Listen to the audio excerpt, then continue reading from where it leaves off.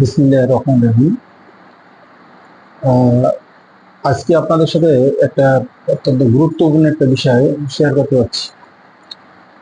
সেটা হলো আমরা প্রায় শুনে থাকি বা অনেকেই বলে থাকে যে বাংলাদেশ থেকে অর্থ পাচার হচ্ছে। তো বাংলাদেশ থেকে আসলে কি পরিমাণ অর্থ পাচার হয় বা এটা বছরে কত টাকা পাচার হয়, সর্বমোট পাচারকৃত অর্থের পরিমাণ কত, যদি এই অর্থ আমাদের দেশ থেকে পাচার না হতো তাহলে আমাদের অর্থনৈতিক অবস্থা কেমন হতো।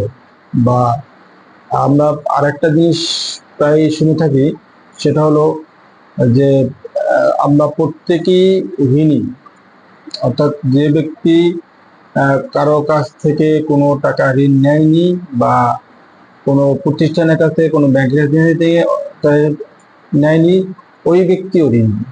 এমনকি আমরা অনেক সময় অনেকে বলে থাকে যে আজকে যে শিশু জন্মগ্রহণ করলো সে শিশু ঋণী হয়ে গেল বিদেশের কাছে। এবং বলা হয়ে থাকে যে পার ম্যান প্রতি 1 লক্ষ টাকা বা কম বেশি যে আমরা ঋণ। তো আমি বলতে চাচ্ছি যে যে বিষয়টা প্রথমে বলছিলাম যে আসলে আমাদের দেশ থেকে হিউজ পরিমাণ অর্থ পাচার হয়। তাহলে পাচারের পরিমাণটা কেমন? আমাদের দেশ থেকে যে পরিমাণ অর্থ পাচার হয়, এটা একটা সংস্থা প্রকাশ করেছে যে আমাদের দেশ থেকে প্রতি বছর 80,000 কোটি টাকা পাচার হয়। আমি আবার বলছি যে প্রতি বছর, অর্থাৎ 12 মাসে আমাদের দেশ থেকে 80,000 কোটি টাকা পাচার হয়। যেটা প্রতি মাসে যদি হিসাব করি তাহলে প্রতি মাসে 6,666 কোটি টাকা পাচার হয়। তো এই বিপুল পরিমাণ অর্থ আসলে কেন পাচার হয়,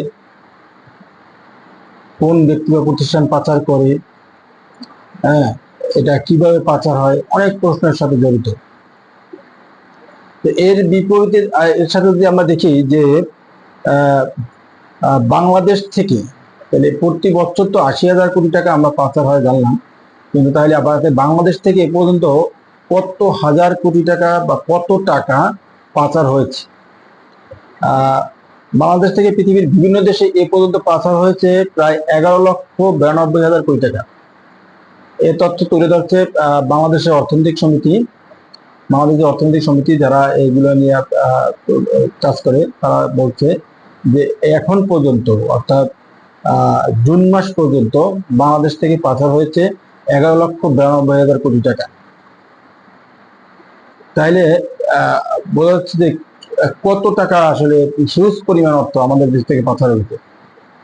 আমি আরেকটা তথ্য আপনাদের দিয়ে থাকি, সেটা হচ্ছে আমরা যে এর আগে যে আমি বললাম যে আমরা আসলে ঋণ, যে যে শিশু হচ্ছে সে শিশু আসলে ঋণই আছে।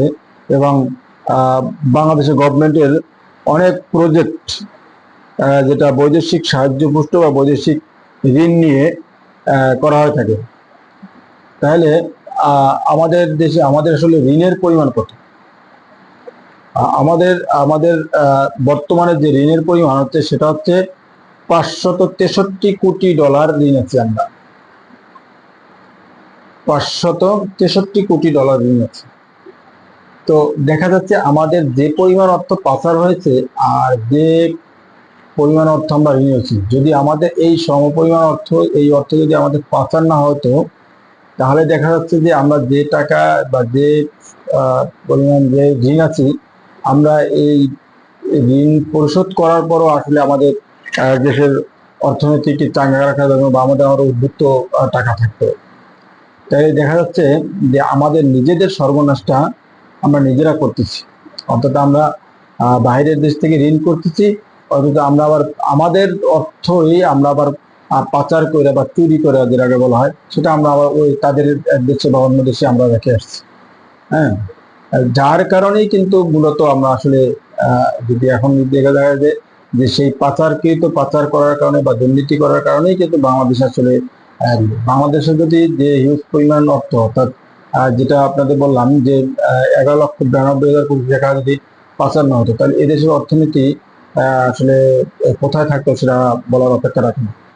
হ্যাঁ, তো আমরা এই বিষয়ে সজাগ হই এবং পাচার অর্থ পাচার রোধ করি, আর নিজের দেশকে সমৃদ্ধ করার জন্য আসলে আমরা চেষ্টা করি। আল্লাহ হাফেজ।